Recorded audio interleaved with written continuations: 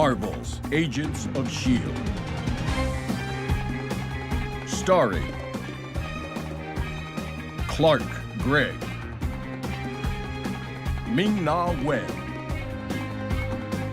Chloe Bennett, Elizabeth Henstridge,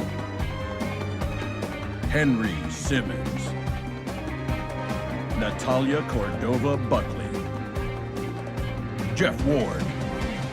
So I kind of want to do like a new series where I talk about each season of Agents of S.H.I.E.L.D. individually and kind of not really necessarily a review on them, but just kind of talk about my thoughts on them overall, because it's been a while since most of these have aired. We're coming up on 2 years, probably by the time this goes up it'll be past 2 years since the final season started.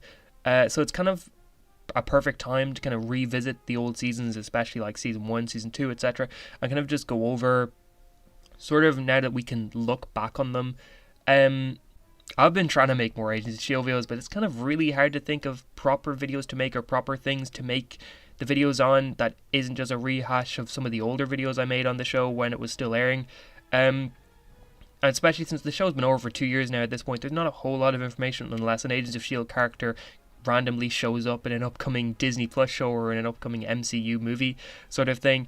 If anybody has any ideas for S.H.I.E.L.D. videos you want me to make, go for it. I would love to hear them, because I genuinely have been trying really hard to think of things to make. We are hearing a lot from various actors and people from the show who are kind of teasing things could be happening, and also just with characters like Daredevil and Kingpin coming back, I think we are now at the point where it is the most likely. Like, if the characters are going to show up again, they're probably going to show up soon.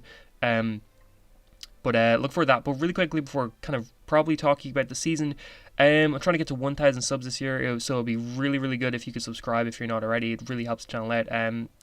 Making hopefully more Agents of S.H.I.E.L.D. videos, but I'm also making DC, Marvel in general, Star Trek videos, etc. quite a bit. So yeah, any new subscribers really do help out. But Agents of S.H.I.E.L.D. Season 1 honestly has a really bad name for itself. Like, as much as the fandom kind of doesn't want to admit it, well, I know most fandom does admit it, but there are people out there who still say that the season is great and it's still a really good watch, and it is. I agree, it is a really good watch. It's an underrated season, but unfortunately, it is the reason why a lot of people gave up on Agents of S.H.I.E.L.D. early on, especially because of the first few episodes. If you talk to like 90% of the people who have given up on Agents of S.H.I.E.L.D., who watched some of it and gave up, you're pretty much never gonna hear of somebody from like season 2 or season 3 onwards saying they gave up on the show there. It's almost always gonna be people saying that they gave up on the show during season 1 and mainly in the first few episodes of the season. And I think that's because Agents of S.H.I.E.L.D. season 1 for the very first time round isn't near as good of a watch as you would be expecting of a show that gets praised as much as Agents of S.H.I.E.L.D. is. I think on rewatch, the season is great. I think, like, rewatching the season, it is really, really, really good. If you haven't rewatched Agents of S.H.I.E.L.D. season 1, but you've seen all of the later seasons, I really do recommend going back and rewatching it, because it really does stick out as a great season on rewatch. But for the first time, when you don't really know the characters yet, it doesn't do a whole lot, especially in the first kind of 9-10 episodes, to make you like a lot of the characters. It doesn't do a whole lot to kind of make you like the world or make you like kind of the whole thing. And I think that is the point. Like, I don't think you're supposed to like S.H.I.E.L.D. in these first 15-16 episodes. There's a whole lot of bureaucracy with S.H.I.E.L.D. and a lot of the higher up heads, like the level 8 agents, they're just not likable characters. But I think that is definitely the point, because at the time they knew that, you know, Winter Soldier was going to happen, S.H.I.E.L.D. was going to more or less be gone by the end of the season. So I don't think they wanted to make you like all of this sort of stuff to do with S.H.I.E.L.D. only to take it all away from you. But the thing is that not expecting that or not knowing that going into the show means that you kind of spend quite a bit of time on the show not really enjoying a whole lot of what is happening until you can go back and revisit it with a fresh mind, sort of thing. Now, obviously, this isn't always the case. I know that there's a lot of people out there who really did enjoy the season their first go round. I didn't hate the season first go round. I thought it was still an enjoyable season, but I just think that there's a reason why a lot of people give up on this season so early. It is crazy how different a lot of the characters are. And after kind of the first couple episodes, the show does lay the groundwork for a lot of the later stories for a lot of the later characters. Like Coulson, for example, this season lays the groundwork for who he becomes in season 2. Because Coulson is such a different character due to the whole Tahiti protocol and all of that. Like in the first sort of I kind of forget when we first learned about T. I think it's in episode 15 or episode 14 where we first get into the whole deal where Coulson discovers what GH313 really is. So for those first kind of 13-ish episodes, it's very, very, very difficult for you to love the character of Coulson because he's not who he is meant to be yet. He's supposed to sort of be this almost robot style character. It's kind of funny because, he's an LMD later on, but he is supposed to kind of be this almost robot-like character so that he can transition out of that when he learns what Tahiti really is and what that protocol really was for.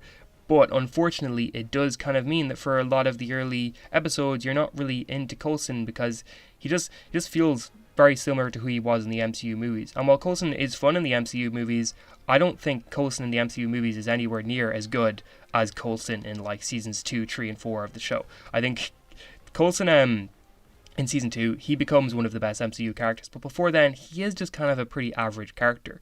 The show also kind of lays the groundwork here for May, Daisy, and especially Fitz as well. With May, I think we get a lot of hints about the cavalry and who she really is and what she's really done sort of thing before we finally learn all of that in season 2. And I think that this season does a really good job at kind of hyping that up without really telling you what it is. Like, I know that one of the early episodes, I think episode 2 it is where the characters FitzSimmons, Skye, and Grant are going over kind of what May did and what Bahrain is and what the cavalry is and all that, and all of their stories are kind of different or don't really line up.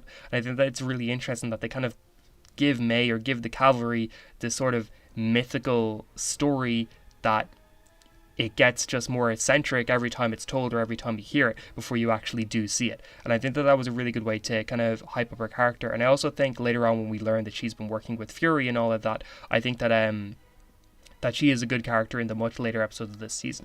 Fitz, I think, is the most important character development in this season because just like Coulson, who he is in season 2 onwards is not at all like who he is in season 1. He gets the injury, obviously the brain damage towards the end of the season, and that is the reason why he is who he is later on in the later parts of the show. Like, he gets the brain damage from this, and then in season 2 he takes a while to kind of recover from that, but he never really does recover from that, and that leads to things like the Doctor coming out in the later seasons and being kind of just all around very messed up as a person. So I think that it is really interesting to see his character before all of that happens, before all of that damage starts to take hold. Skye is also a much different character in this season. For the most part, she is basically just a hacker. She's honestly, I kind of have somewhat of a hard time telling what real purpose she serves on the show in the first 10 episodes or so. I think after that, she really does grow into her own, but that is, again, everybody, and I think that that's a reason why this season sort of flies under the radar so much, because it's kind of hard to tell what the roles for so many characters are until the later parts of the season. It's like Ward in general, he is a different character. Like Ward in the once the twist happens at Hydra, he becomes the character he is meant to be. And I think that's the same for everybody. Coulson becomes the character he's meant to be. Fitz becomes the character he's meant to be. Skye or Daisy and May and all that, they become who they are meant to be. And until we get to that point, the season doesn't really do a whole lot to kind of keep you wanting to be involved in it. So I think that that's another reason why the show just kind of lost a lot of people early on. But there is a lot of foreshadowing in this as well. Like, they do a good job at playing the long con. It, like, if you're really keeping an eye out for it, you can kind of tell that they're hinting at where things are going to go. I think that with Ward in general, there's a few hints here or there where they tease who he's supposed to be Hydra-wise, and I think that is really good. The show also has a lot of heart here. Like, this is by far the most light-hearted season. I would say season 6 has the most comedy in it, but this is definitely the most light-hearted season, where it doesn't feel like every single episode is leading up to the end of the world or the end of reality sort of thing, like a lot of the later seasons are. But like I said, the season really does benefit from rewatches. It does only get better with age. And without this season, the later seasons don't work. Like, you do need all of these episodes here to set up the world and to set up the characters. I just think that the reason why it's so underrated is because a lot of people don't go back and rewatch it. I think if more S.H.I.E.L.D. fans, like, really did dedicate time to go back and watch it, like, almost once you finish the 7 seasons, you should put season 1 at the end of season 7 just as, like, that bonus thing to go back and rewatch, because it does enhance the later seasons when you know the characters, but it also just kind of enhances season 1 in general. Because I think season 1 used to be my least favorite season. Now I think season 6 is my least favorite, but season 1 I still think it's a little bit below the other seasons, but I don't think it's even below by much anymore, just because the rewatches have really, really, really helped it. It becomes a really rewarding season when you have seen everything that comes later. And obviously, most shows do benefit from rewatches, but I think Agents of S.H.I.E.L.D. And Game of Thrones are the two shows that I think are most rewarding with rewatches. Stargirl is kind of getting close up there too. Stargirl has a lot of stuff in it that really benefit from rewatches. But yeah, let me know how you feel about Agents of S.H.I.E.L.D. Season 1. Have you rewatched it and all that sort of stuff? Let me know if you have any thoughts for kind of Agents of S.H.I.E.L.D. videos that I could make or you would like me to make, because I would really appreciate that. But if you enjoyed this video, please like, share, subscribe, and all of that. And I hope you have a great day.